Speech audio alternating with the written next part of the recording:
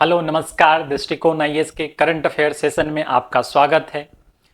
आप चाहे थ्योरेटिकल चीज़ों को कितना भी पढ़ लें, लेकिन जब तक आपका करंट अफेयर टॉपिक्स कंप्लीट नहीं है तब तक जो है यूपीएससी और बीपीएससी में काफ़ी प्रॉब्लम्स होने वाली है। मैगजीन जो होता है, जो मंथली मैगजीन आप लोग पढ़ते हैं, मंथली मैगजीन रिवीजन के लिए होता है। जो चीज़ें आपको याद है बस उसका रिवाइज करने के लिए, जब आपके पास समय नहीं है नोट्स बनाने के लिए। इसलिए करंट अफेयर को काफ़ी सीरियसली लीजिए और पर डे का ये टारगेट रखिए कि पर डे का जो सेशन चल रहा है कम से कम उस 10-15 टॉपिक को कंप्लीट करके चलना है। ठीक है, ये आपके पीटी में भी काम आएगा और मेंस में भी काम आएगा। ठीक है, तो चलिए आज के इस सेशन को शुरू करते हैं।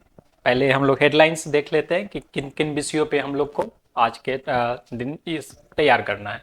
पहला है, बिहार के राजगीर स्थित स्पोर्ट्स यूनिवर्सिटी को यूजीसी से मान्यता मिल गया है।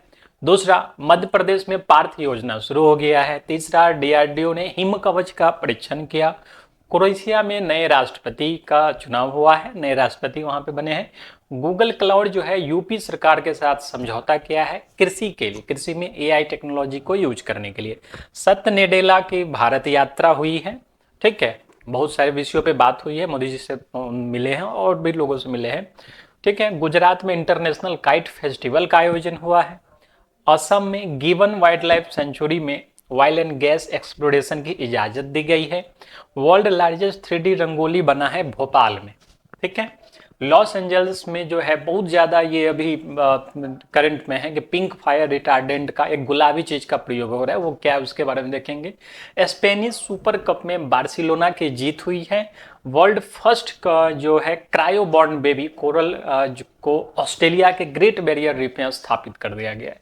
प्राकृतिक रबर के लिए इनरोड परियोजना शुरू हुई है। ठीक है, जम्मू में क्षेत्रीय मौसम विज्ञान केंद्र का उद्घाटन हुआ है। ठीक है, सब जितने भी टॉपिक्स है सब पे हम लोग डिटेल से पढ़ेंगे और इस पूरे सेशन के बाद जो है प्रैक्टिस क्वेश्चंस है, तो वो प्रैक्टिस क्वेश्चंस को भी हम लोग देखेंगे किस तरह से प्रश्न पूछे जा सकते हैं आपके वास्तविक एग्जाम में। ठीक है, चलिए पहला देखते हैं हम लोग। पहला है आपका जो स्पोर्ट्स यूनिवर्सिटी खुला है उसको यूजीसी से मान्यता मिल गया है। ठीक है, नीतीश कुमार जी कितना भी क्रिटिसाइज किया जाए आज के टाइम में, लेकिन एक बात तो मानना पड़ेगा कि इंफ्रास्ट्रक्चर के फील्ड में नीतीश कुमार ने बिहार में बहुत काम किया है।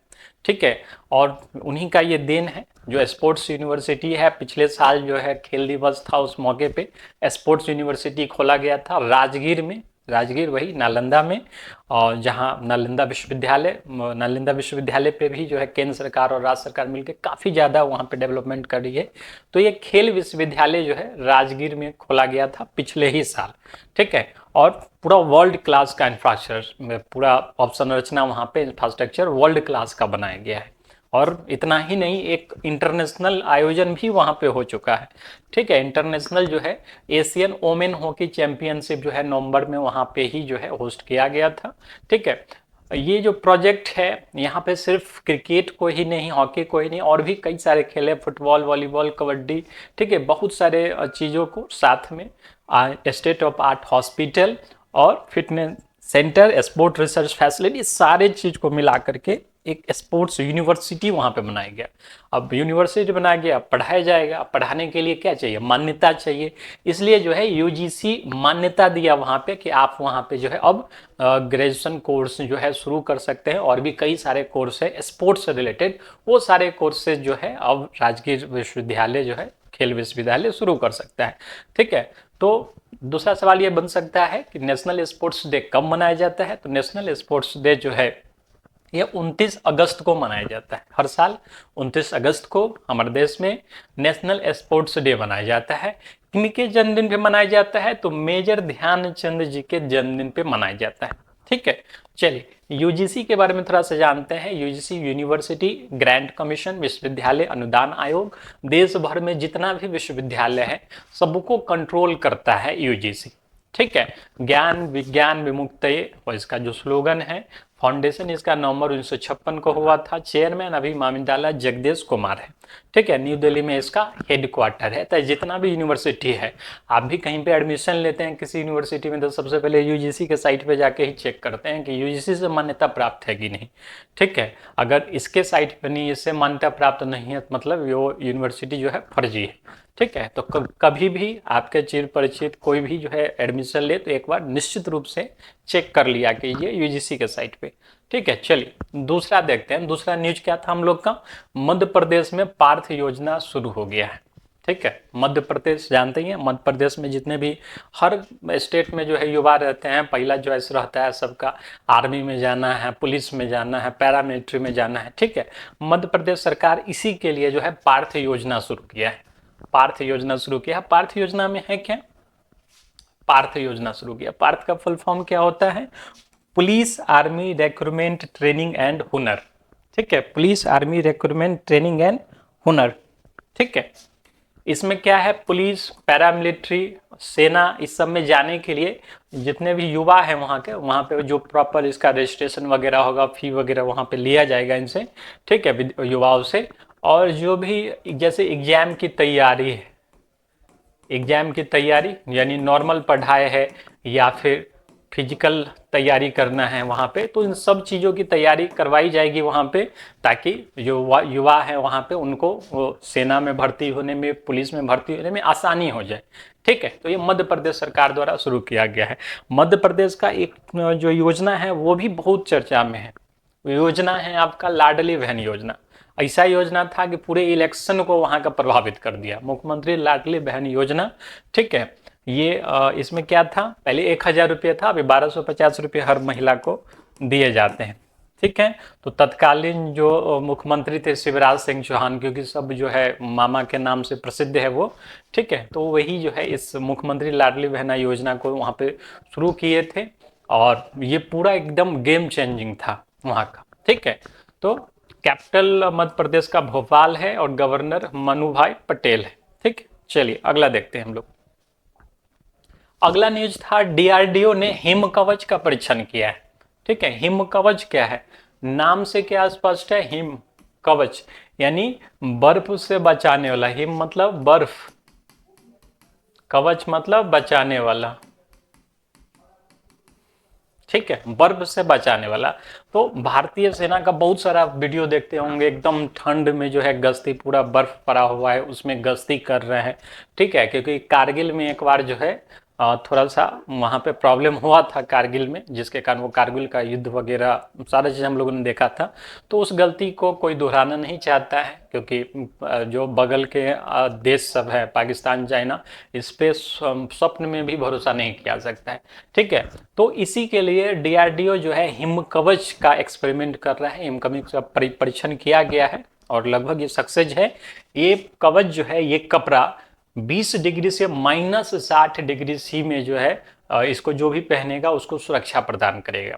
ठीक है, यानी जो ऑल वेदर कंडीशंस की बात हम लोग कहते हैं कि बर्फ में जो है सेना को कोई किसी प्रकार की प्रॉब्लम ना हो, वहाँ पे आराम से उस कपड़े को पहन करके गश्ती कर सके, अपना काम कर सके। तो इसके लिए डीआरडीओ ने तैयार किया है हिम कवच। ठीक है, भारतीय सेना की जो आवश्यकता है, भारतीय सेना की अगर जान कह ले तो डीआरडीओ है। डीआरडीओ बखूबी समझता है कि सेना को क्या चाहिए और तरह तरह के एक्सपेरिमेंट करता है उसके लिए। ठीक है, तो ये हाई एल्टीट्यूड एरिया, हिमालय के रीजन्स में गश्ती करने के लिए, ऑपरेशंस करने के लिए जो है हिम कवच का प्रयोग किया जाएगा। ये क्या है, 20 डिग्री से -60 डिग्री सी के टेम्परेचर में आराम से ये काम कर सकता है ये कपड़ा। ठीक है, ये डिजाइन है आपके सामने, देख सकते हैं। चलिए अगला देखते हैं और डीआरडीओ के बारे में थोड़ा सा जान लेते हैं। डीआरडीओ की स्थापना 1958 में हुई थी। हेडक्वार्टर कहाँ पे है, न्यू दिल्ली में है। ठीक है, बलस मूलम विज्ञानम, बल का मूल विज्ञान है, डीआरडीओ का ये कथन है। समीर भी कामत जो है इसके डीआरडीओ के अभी चीफ है। और जैसा कि मैंने बताया कि डिफेंस का, defence research and development organisation होता है। ठीक है, डिफेंस का जो मूलभूत आवश्यकता है आज के टाइम में, यदि हमारा डिफेंस इतना मजबूत है तो उसके पीछे डीआरडीओ खड़ा है। ठीक है, वैसे जो रक्षा मंत्री है, रक्षा मंत्री जी ने 2025 को ईयर ऑफ रिफॉर्म घोषित किया है। ठीक है, यानी सुधार का साल। ठीक है, ईयर ऑफ रिफॉर्म घोषित किया हुआ है। किस साल को? 2025 को। ठीक है, इसमें जितना भी नया टेक्नोलॉजी अमेरिका वगैरह का आप देखते होंगे, युद्ध का स्टाइल वगैरह, भारत के पास भी कमी नहीं है उन सब चीज़ों की, लेकिन भारत जो है और भी एआई से संबंधित, टेक्नोलॉजी से संबंधित, रोबोटिक्स से संबंधित चीज़ों को अब जो है इनबिल्ट करने की तैयारी में है। और 2025 में आप देखिएगा, 2025 के लास्ट तक में बहुत ज़्यादा जो है सेना में सुधार किए जाएंगे, नई चीज़ें को इंक्लूड किया जाएगा। ठीक है, चलिए अगला न्यूज़ देखते हैं हम लोग। अगला है, क्रोएशिया में नए राष्ट्रपति चुने गए हैं। ठीक है, साल में बहुत सारे जगहों पे राष्ट्रपति चेंज हो गए, क्रोएशिया में भी जो है नए राष्ट्रपति बने हैं। ये है जोरन मिलानोविक। ठीक है, जोरन मिलानोविक। ठीक है, इसी तरह से वेनेजुएला में भी कल जो पढ़ा रहे थे, वेनेजुएला में भी जो है नए राष्ट्रपति बने हैं। वेनेजुएला में कौन बने हैं? निकोलस मादुरो वहां के जो है राष्ट्रपति बने, नए राष्ट्रपति बने हैं। इसी तरह से यूएसए में भी जो है नए राष्ट्रपति बने हैं। यूएसए में कौन बने हैं? जानते ही होंगे, यहाँ का डोनाल्ड ट्रम्प। ठीक है, इस सबको भी याद रखिएगा। तो जोरन मिलानोविक कहाँ के हैं? ये क्रोएशिया के बने, क्रोएशिया के नए राष्ट्रपति बने हैं जोरन मिलानोविक। ठीक है, वेनेजुएला के हैं निकोलस मादुरो, यूएसए के हैं डोनाल्ड ट्रम्प। ठीक है, क्रोएशिया के बारे में थोड़ा सा वर्ल्ड मैप पे देख लेते हैं। ठीक है, तो हंगरी के ठीक नीचे ये इलाका जो है क्रोएशिया का है। और यहाँ पे ध्यान रखने वाली चीजें हैं, आपसे समुद्र के बारे में पूछ सकता है, जो क्रोएशिया के बगल में कौन सा समुद्र है? तो एड्रियाटिक सी। ठीक है, एड्रियाटिक सी जो है ये है क्रोएशिया के बगल में, एड्रियाटिक सी। ठीक है, ये है कहाँ पे? क्रोएशिया, इसी के तट पे स्थित है। ठीक है, याद रहेगा। कैपिटल जो है जैग्रेब है, प्रेसिडेंट जोरन मिलानोविक है, प्राइम मिनिस्टर एंड्रेज प्लेनकोविक है। ठीक है, याद रखिएगा इस चीजों को। ठीक है, इसी तरह से वेनेजुएला को भी याद रखिएगा और यूएसए को भी याद रखिएगा। ठीक है, चलिए अगला देखते हैं हम लोग।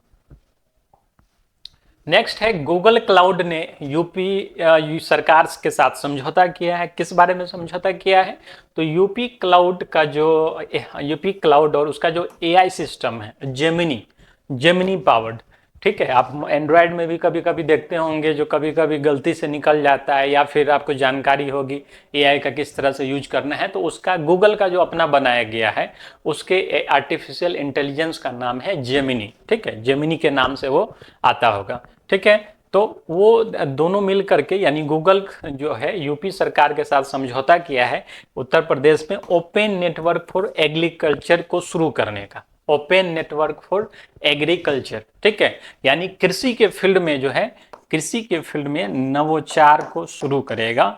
वहाँ के किसान को किस तरह से फाइनेंस की जानकारी हो, सरकारी सहायता मिले, सरकारी स्कीम्स की जो है सरकारी योजनाओं की जानकारी हो।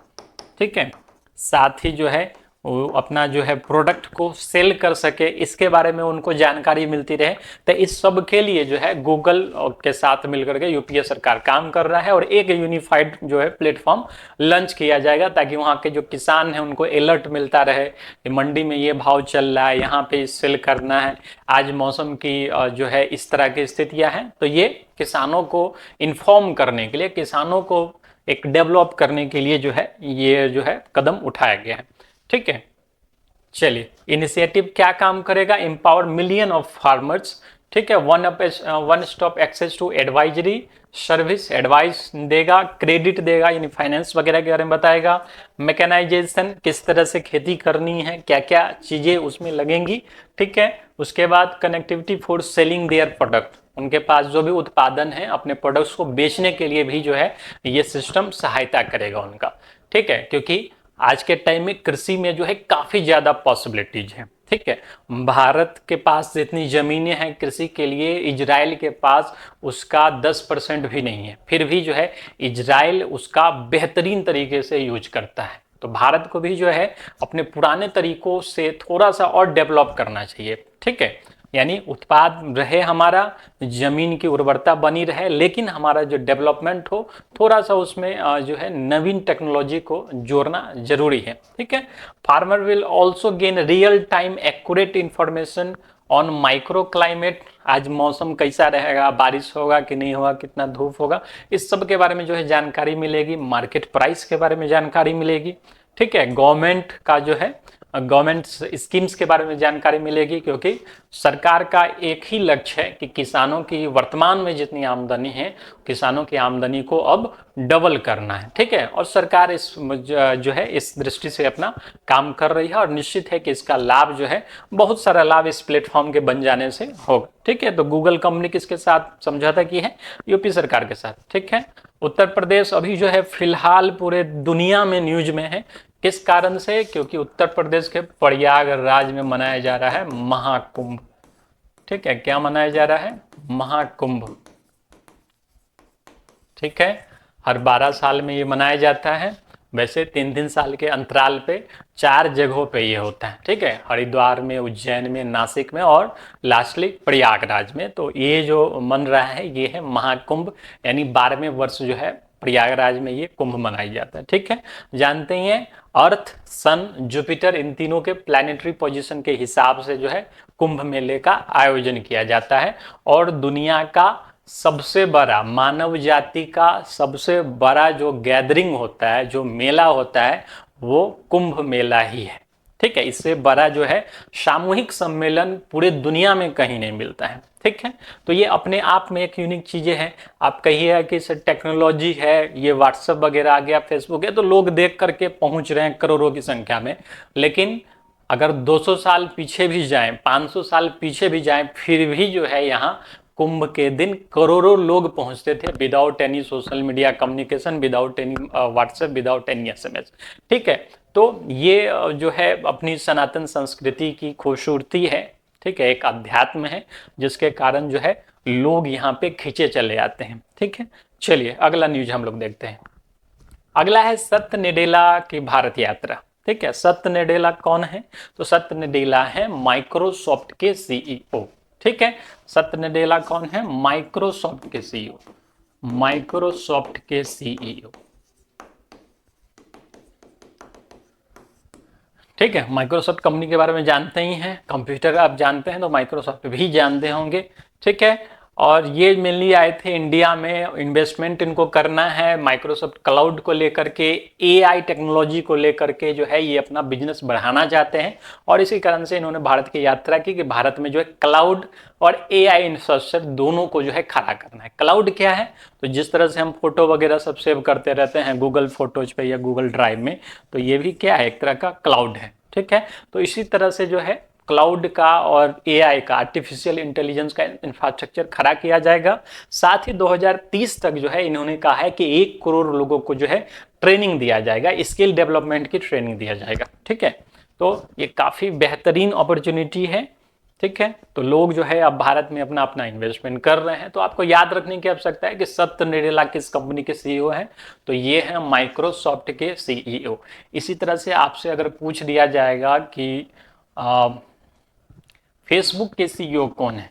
ठीक है, फेसबुक के कौन है? गूगल के कौन है? ठीक है, फेसबुक के हैं मार्क जुकरबर्ग। फेसबुक का नाम चेंज हो गया है, फेसबुक का जो नया नाम है वो है मेटा। ठीक है, गूगल के है सुंदर पिचई, ये भारतीय मूल के ही। ठीक है, मार्क जुकरबर्ग। ठीक है,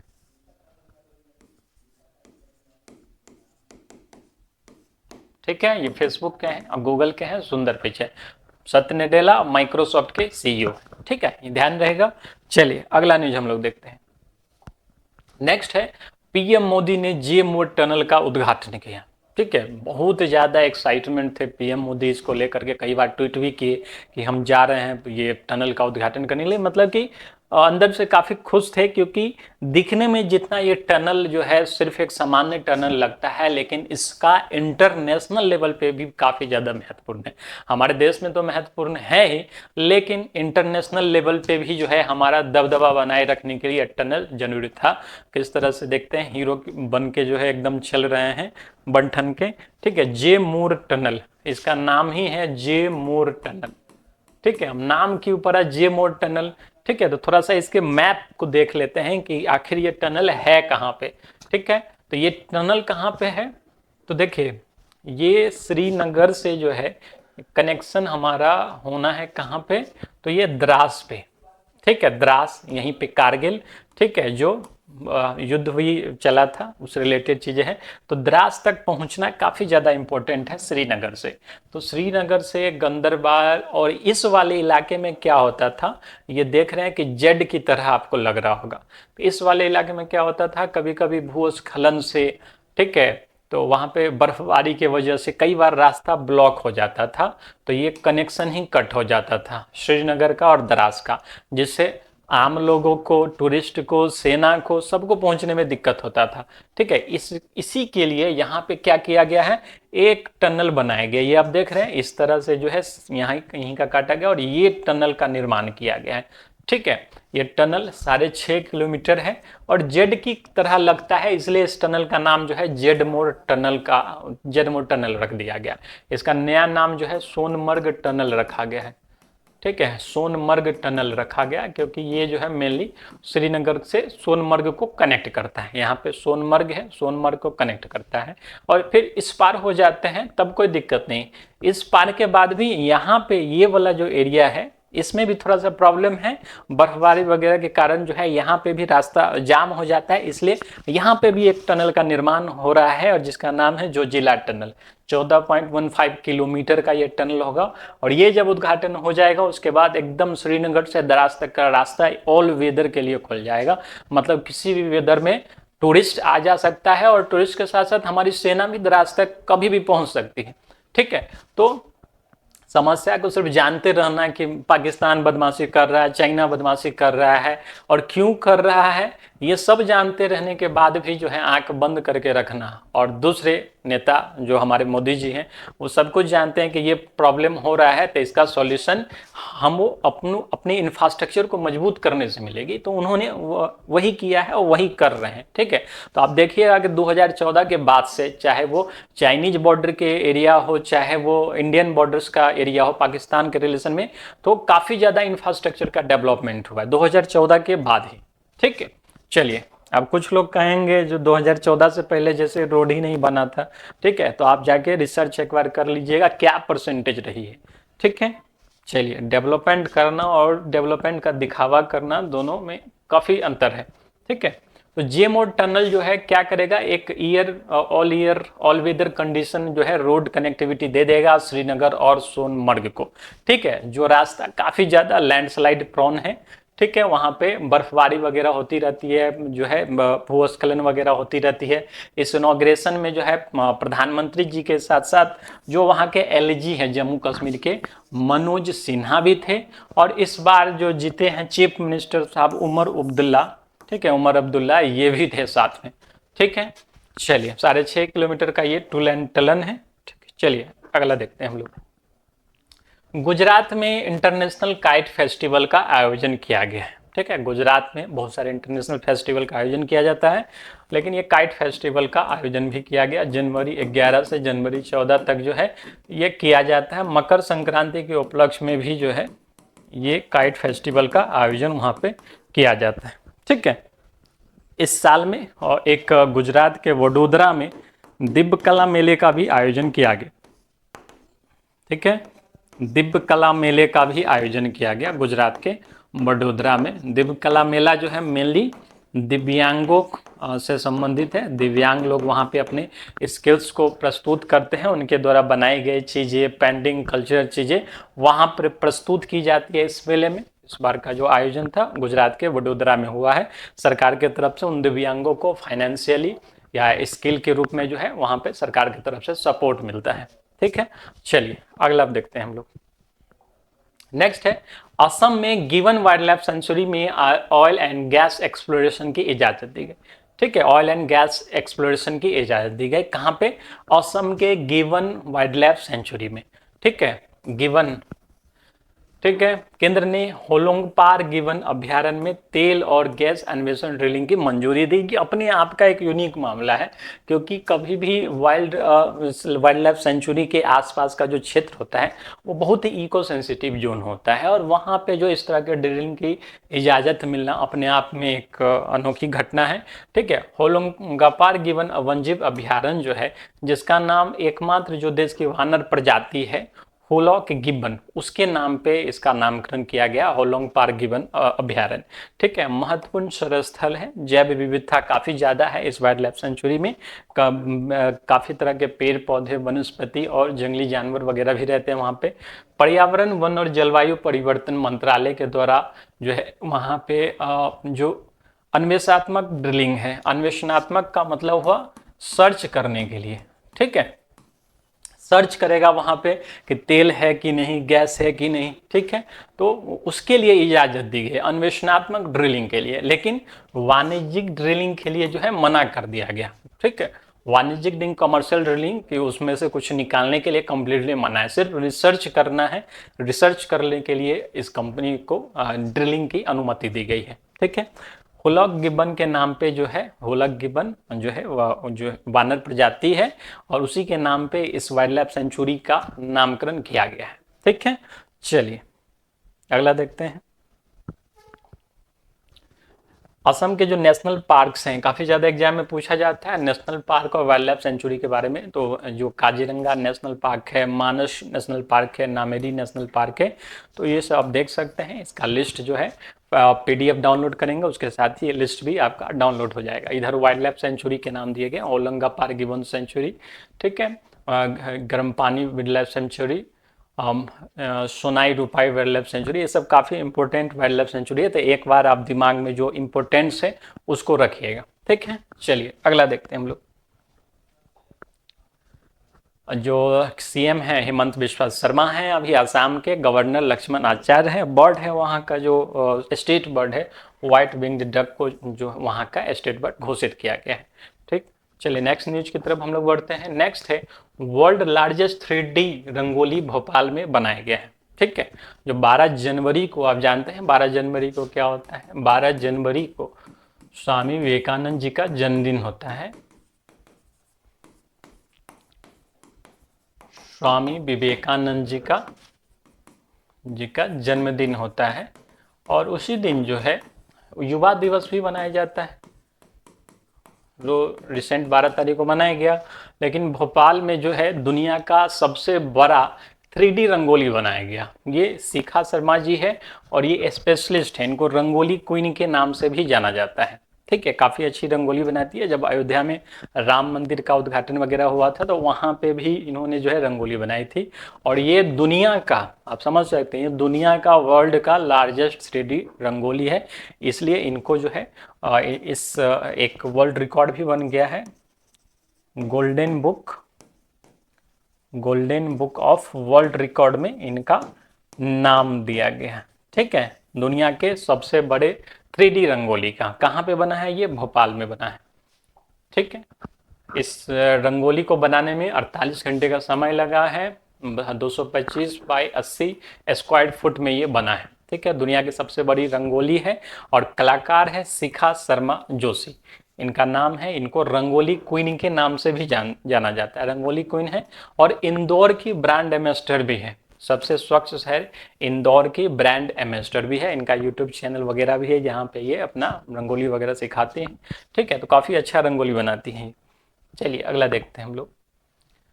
अगला है, ये न्यूज जो है पूरी दुनिया में प्रसारित हो रहा है कि लॉस एंजलिस में जो है आग लगी हुई है, और उसको रोकने के लिए एक पिंक कलर का फायर रिटार्डेंट का यूज किया जा रहा है। तो सबके मन में है कि ये पिंक कलर का रिटार्डेंट है क्या? तो सबसे पहले आप दिमाग में ये चीज़ जान लीजिए कि पिंक कलर का, इसमें कलर मिलाया गया है पिंक, जिस कारण से ये पिंक दिखता है। अलग से कलर मिलाया गया है पिंक दिखने के लिए सिर्फ। ठीक है। एक्चुअली में है क्या, आग के लिए ये सॉल्यूशन बना हुआ है अमोनियम फॉस्फेट से।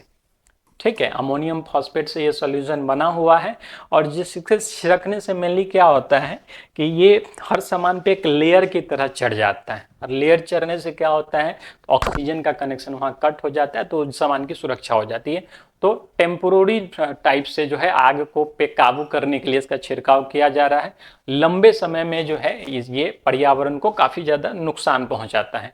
ठीक है, इसको गुलाबी रंग में अलग से ये डाला जाता है ताकि दूर से ही जो है दिखाई दे और आंखों को अच्छा लगे, इसलिए जो है गुलाबी कलर का ये फायर रिटार्डेंट के यूज किया जा रहा है। ठीक है, अमोनियम पॉलीसल्फेट है ये एक्चुअली में। ठीक है, और ये और ऑक्सीजन सप्लाई को कट कर देता है, किसी भी सामान पे जब छिड़का जाता है तो वहाँ की ऑक्सीजन सप्लाई को बंद कर देता है। ठीक है, चलिए नेक्स्ट देखते हैं। कैलिफोर्निया की अगर हम बात करें तो कैलिफोर्निया जो है वेस्ट यूएस का पार्ट है, स्टेट है। कैलिफोर्निया वेस्टर्न यूएस स्टेट है। और कैलिफोर्निया में ही एक शहर है जो है लॉस एंजलस। ठीक है, कैलिफोर्निया का ही शहर है लॉस एंजलस, जो अमेरिका के टीवी और हॉलीवुड इंडस्ट्री का गढ़ माना जाता है। टीवी और फिल्म इंडस्ट्री का गढ़ माना जाता है लॉस एंजलस। ठीक है, कुछ दिन पहले जो है ये आग लगने से कुछ समय पहले की घटना है। कैलिफोर्निया के लॉस एंजलस में काफ़ी बड़े एक्टर एक्ट्रेस बैठे हुए थे और वहाँ पे मस्ती मजाक में एक अवार्ड शो था, गोल्डन ग्लोब अवार्ड के नाम से आप जानते हैं उस चीज़ को। और मस्ती मजाक में जो है एक सर्वे करवाया गया वहाँ पे कि लॉस एंजलस किसके कंट्रोल में है।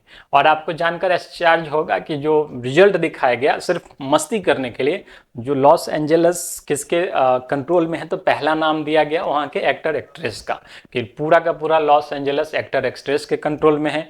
दूसरा नाम दिया गया पॉलिटिशियन का, राजनेता के कंट्रोल में है। और तीसरा नाम दिया गया भगवान का। ठीक है, तो भगवान का पोजीशन थर्ड कर दिया गया। अगले दिन वहाँ पे आग लगी। अब सारे एक्टर एक्ट्रेस जो है अपना घर बार छोड़ करके जो है वहाँ से भागे हुए हैं। ठीक है, चलिए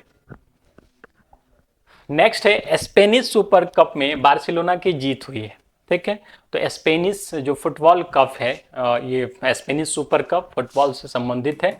और जो दो मेन जो टीम थी, एक था बार्सिलोना और एक था रियल मैड्रिड, दोनों के बीच जो है भयानक कंपटीशन हुआ और इसमें जो है बार्सिलोना की जीत हो गई। ठीक है, ये सुपर कप फाइनल सऊदी अरब के जेद्दा में खेला गया था। ठीक है, चलिए नेक्स्ट देखते हैं। World first cryoborn baby coral Australia के ग्रेट बैरियर रीफ में स्थापित कर दिया गया। ठीक है, क्रायोबॉर्न होगा, क्रायोबॉर्न। ठीक है, आपने क्रायोजेनिक का नाम सुना होगा। ठीक है, क्रायोजेनिक उसी से संबंधित चीज है। कोरल क्या होता है, तो जब भी आप समुद्र का कोई भी सीन आप देखे होंगे तो ये रंग बिरंगे जो है आपको पत्थरनुमा संरचना दिखाई दिए होंगे, ये कोरल है। ठीक है, इन मछली की तरह ही जो है ये भी हमारे तरह एक जीव है। ठीक है, तो आखिर इससे क्या संबंधित है, तो मेन है कि समुद्र का जो इकोलॉजी है, समुद्र की जो पारिस्थितिकी है, वो पूरी तरह से कोरल पे डिपेंड्स है। यदि कोरल पूरी तरह से खत्म हो गया तो इससे समुद्र का पारिस्थिति भी बिगड़ जाएगा।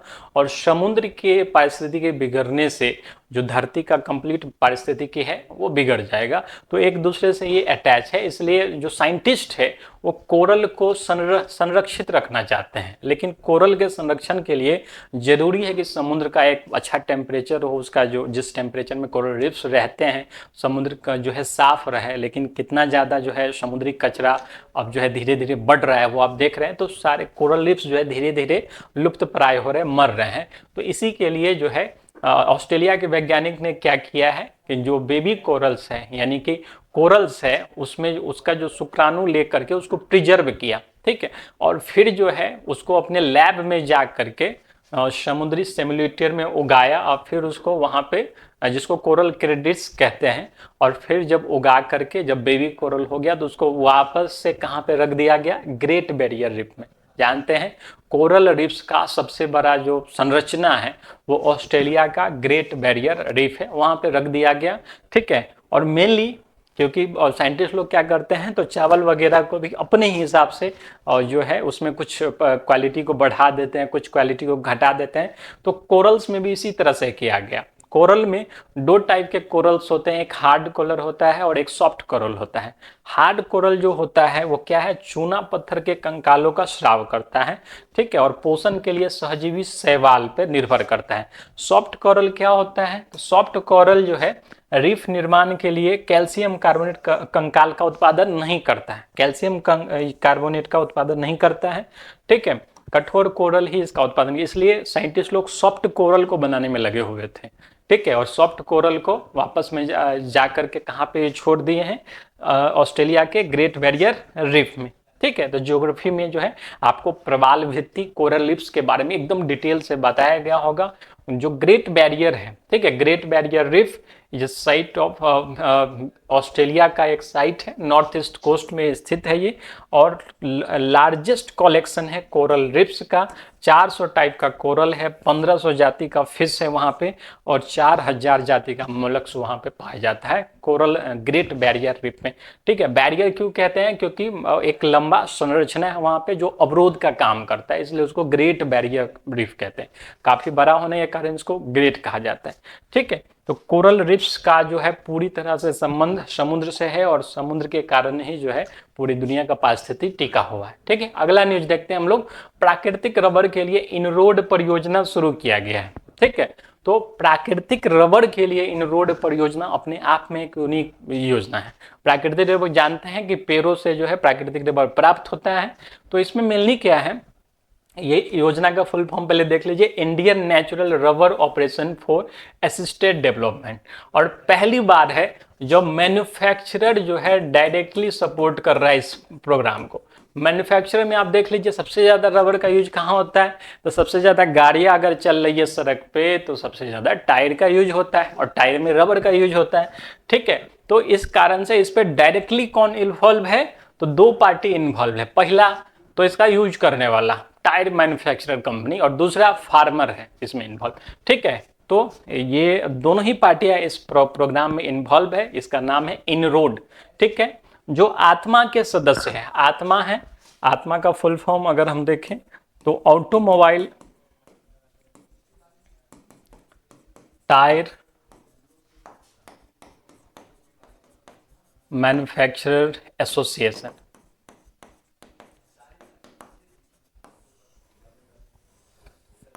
ठीक है, इसके जो सदस्य हैं अपोलो, सीएट, जेके, एमआरएफ, ठीक है, ये सब बड़े बड़े ब्रांड्स है टायर मैन्युफैक्चरर के, और ये सब जो है इस इनरोड परियोजना का हिस्सा है। ठीक है, ये अपने तरह का पहला प्रोजेक्ट है ग्लोबली पूरी दुनिया में जिसमें मैन्युफैक्चरर ही जो है सपोर्ट कर रहा है प्रोग्राम को। ठीक है, इसका जो मेन एजेंसी है वो रबर बोर्ड ऑफ इंडिया है। रबर बोर्ड पूरे भारत में जो है रबर के मैन्युफैक्चरिंग को नियंत्रित करता है।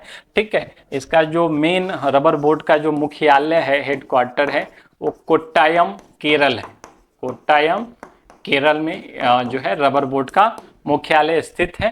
ठीक है, इसका मेन इम्प्लीमेंटिंग एजेंसी है, और रबर बोर्ड ऑफ इंडिया जो है मिनिस्ट्री ऑफ जो मिनिस्ट्री ऑफ इंडस्ट्री और कॉमर्स के अंतर्गत काम करता है, जो कि पीयूष गोयल जो है वर्तमान में मंत्री हैं।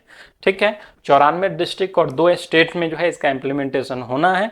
Women cooperation method focus on sustainable practices. ठीक है, तो प्राकृतिक तरीके से किस तरह से हम प्राकृतिक रबर को प्राप्त करते हैं, उसके लिए जो भी स्किल डेवलपमेंट चाहिए, फाइनेंस चाहिए, उस सब को एक प्रोग्राम शुरू किया है। उसी प्रोग्राम का नाम है इनरोड। ठीक है, चलिए अगला देखते हैं हम लोग। अगला है जम्मू में क्षेत्रीय मौसम विज्ञान केंद्र का उद्घाटन का घोषणा कर दिया गया है, जो केंद्रीय विज्ञान मंत्री जितेंद्र सिंह है उनके द्वारा। ठीक है, मंत्री डॉक्टर जितेंद्र सिंह ने जम्मू कश्मीर में आपदा प्रबंधन के लिए जो है इसका क्षेत्रीय मौसम विज्ञान केंद्र के उद्घाटन का घोषणा कर दिया है। ठीक है, क्योंकि जम्मू कश्मीर में काफ़ी ज़्यादा सरकार ध्यान दे रही है, वहाँ पे डेवलपमेंट करी। अभी थोड़ा देर पहले मैंने बताया था कि जम्मू कश्मीर में जो है जेड मोर टनल का जो है उद्घाटन किया गया। जेड मोर टनल, इसका उद्घाटन किया गया। काफ़ी ज़्यादा स्ट्रेटेजिक इम्पोर्टेंट है ये। ठीक है, भारतीय मौसम विज्ञान की अगर हम बात करें, ठीक है, तो इसका जो फाउंडेशन है 15 जनवरी 1875 को हुआ था। हेडक्वार्टर जो है न्यू दिल्ली में है। ठीक है, तो जम्मू में ये शुरू होने से क्या हो जाएगा, तो क्योंकि वहाँ का जो क्लाइमेट है, वहाँ का जो मौसम है वो काफ़ी ज़्यादा परिवर्तनशील रहता है, तो इस कारण से लोगों को जो है तुरंत ही उसका जो माइक्रो क्लाइमेट है उसको अध्ययन करने में, उसको जानने में वहाँ पे सहायता मिलेगी। ठीक है, चलिए, तो वर्तमान सरकार जो है जम्मू कश्मीर पे विशेष ध्यान दे रही है। ठीक है, चलिए तो ये सारे न्यूज़ थे हमारे, हम लोगों ने सारे न्यूज़ को देखा। अब थोड़ा सा हम लोग प्रैक्टिस क्वेश्चन देख लेते हैं, जो क्या क्या प्रश्न पूछे जा सकते हैं। प्रैक्टिस क्वेश्चन में देखते हैं। पहला, बिहार के स्पोर्ट्स यूनिवर्सिटी को यूजीसी द्वारा मान्यता प्राप्त हुआ है, यह कहाँ पे है? तो बिहार के किस स्पोर्ट्स यूनिवर्सिटी को? तो राजगीर में जो स्पोर्ट्स यूनिवर्सिटी है उसको जो है मान्यता प्राप्त हुआ है। ठीक है, चलिए नेक्स्ट है, किस राज्य सरकार द्वारा युवाओं को सेवा में भेजने के लिए पार्थ योजना शुरू की गई है? तो पार्थ योजना जो है मध्य प्रदेश सरकार द्वारा शुरू की गई है, और मध्य प्रदेश में ही जो है लाडली बहना योजना जो है यहीं चला था, मध्य प्रदेश का ही। ठीक है, याद रखिएगा इसको, मध्य प्रदेश का ही ये योजना है। मध्य प्रदेश के जो सीएम है वो कौन है? सीएम मोहन यादव। चलिए नेक्स्ट देखते हैं हम लोग। नेक्स्ट है, सेनाओं के लिए हिमकवच का परीक्षण किस संस्था द्वारा किया जा रहा है? तो हिमकवच सेना के लिए अगर बात है तो सेना के लिए हिमकवच का परीक्षण डीआरडीओ के द्वारा किया गया है। ठीक है, DRDO defence research and development organisation. Shamir भी कामत जो है कौन है? अभी यहाँ के मुखिया चीफ है। ठीक है, डीआरडीओ के द्वारा हिमकवच का परीक्षण किया जा रहा है। ठीक है, चलिए नेक्स्ट देखते हैं हम लोग, क्रोएशिया के नए राष्ट्रपति के रूप में कौन निर्वाचित हुए हैं? ठीक है, तो क्रोएशिया के नए राष्ट्रपति के रूप में जो है जोरान मिलानोविच जो है निर्वाचित हुए हैं। ठीक है, जोरान मिलानोविच। ठीक है, डोनाल्ड ट्रंप कहाँ के हैं? यूएसए के हैं। निकोलस मादुरो कहाँ के हैं? वेनेजुएला के हैं। प्रोबो सुबियांतो कहाँ के हैं? इंडोनेशिया के हैं। ठीक है, चलिए अगला देखते हैं। अगला है, गूगल क्लाउड ने किस राज्य सरकार के साथ मिलकर ओपन नेटवर्क और एग्रीकल्चर शुरू करने की घोषणा की है? तो ये गूगल क्लाउड ने जो है उत्तर प्रदेश सरकार के साथ मिलकर के जो है ये शुरू किया है। ठीक है, ताकि किसानों को जो है एक ही प्लेटफॉर्म पे सारी सूचनाएं उनको उपलब्ध हो सके कि क्या मौसम होगा, क्या कैसे उत्पादन होगा और उत्पादन को कहाँ बेचना है। ठीक है, चलिए, सत्य नडेला का संबंध किस संस्थान से है? तो सत्य नडेला का संबंध है माइक्रोसॉफ्ट से। ठीक है, फेसबुक की अगर बात करें तो मार्क जुकरबर्ग जो है इस संस्थान के हैं,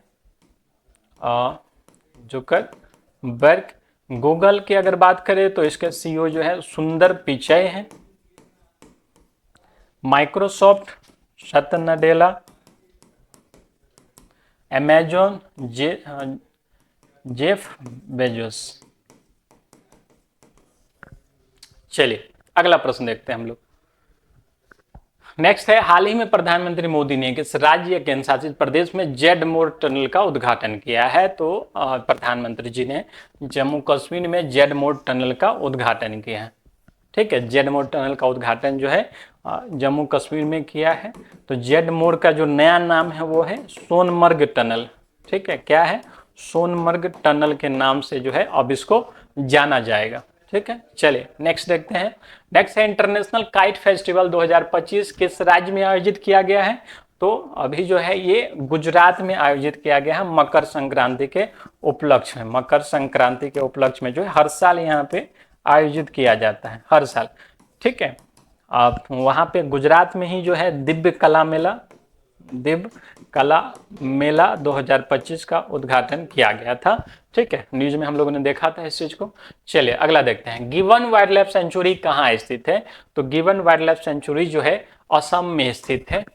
ठीक है, असम में स्थित है। एकमात्र जो है गिवन वाइल्ड लाइफ सेंचुरी ही जो है भारत में एकमात्र वानर जो प्रजाति पाई जाती है वो लोग गिवन, उसके नाम पे जो है इसका नामकरण किया गया है। असम का पूरा जितना भी वाइल्ड लाइफ सेंचुरी है नेशनल जो है वो सारा चीज का लिस्ट मैंने दे दिया है, एक बार आप उसको देख लीजिएगा। ठीक है, असम के जो सीएम है हेमंत बिस्वा शर्मा है।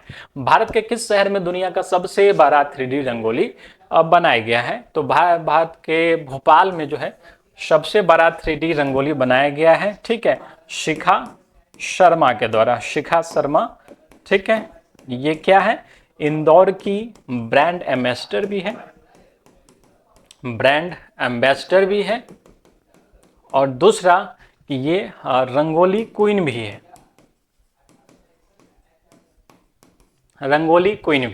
ठीक है, शिखा शर्मा जोशी के द्वारा ये बनाया गया है। लॉस एंजलिस शहर कहाँ स्थित है? कैलिफोर्निया, रूस, चीन या भारत? ठीक है, तो लॉस एंजलिस शहर जो है कैलिफोर्निया में स्थित है। और कैलिफोर्निया कहाँ पे है? तो वेस्टर्न स्टेट है यूएस का, ठीक है, यूनाइटेड स्टेट का वेस्टर्न स्टेट है कैलिफोर्निया, और उसी पे लॉस एंजलिस शहर है जो कि टीवी एंड फिल्म इंडस्ट्री का हब है, टीवी और फिल्म इंडस्ट्री का हब है, ठीक है। चलिए अगला देखते हैं हम लोग। इनरोड परियोजना का संबंध किस वस्तु से है? इनरोड परियोजना जो है जूट, कपड़ा, प्राकृतिक रबर या कोयला, ठीक है। तो इनरोड परियोजना का संबंध जो है किससे है? प्राकृतिक रबर के उत्पादन से, ठीक है। इसमें मेनली जो है मैन्युफैक्चरर जुड़े हुए हैं, जेके, अपोलो, ये सब जो टायर कंपनी है उसके ये जुड़े हुए हैं, ठीक है। हाल ही में क्षेत्रीय मौसम विज्ञान केंद्र की स्थापना कहाँ की गई है? तो क्षेत्रीय मौसम विज्ञान केंद्र की स्थापना जो है जम्मू में की जाने की घोषणा की गई, ठीक है। जम्मू में किया जाएगा क्षेत्रीय मौसम विज्ञान केंद्र की स्थापना। नेक्स्ट है, हाल ही में आयोजित स्पेनिश सुपर कप के विजेता कौन है? Real Madrid, Barcelona, Spain, none of these. तो ये है बार्सिलोना ने जो है इस बार जो है आयोजित स्पेनिश सुपर कप जीता है। सुपर कप किससे संबंधित है? तो ये फुटबॉल से संबंधित है, ठीक है। चलिए नेक्स्ट देखते हैं। नेक्स्ट क्या है? नेक्स्ट है, विश्व का पहला क्रायोबर्न बेबी जो है किस देश के ग्रेट बैरियर रीफ में स्थापित किया गया? अगर आपको ये भी पता है कि ग्रेट बैरियर रीफ किस देश में, फिर भी आप आराम से इसका आंसर मार सकते हैं। ऑस्ट्रेलिया में जो है क्या स्थित है? ग्रेट बैरियर रीफ, ठीक है। ग्रेट बैरियर रीफ जो है कहां पे स्थित है? ऑस्ट्रेलिया में है, ठीक है। चलिए, तो ये महत्वपूर्ण क्वेश्चन थे जिनको आपको प्रैक्टिस करना है। क्लास आपने देख लिया, इसका पीडीएफ जो है आप इसके डिस्क्रिप्शन में इसका लिंक दिया गया है, वहां से इसको डाउनलोड कर लीजिए।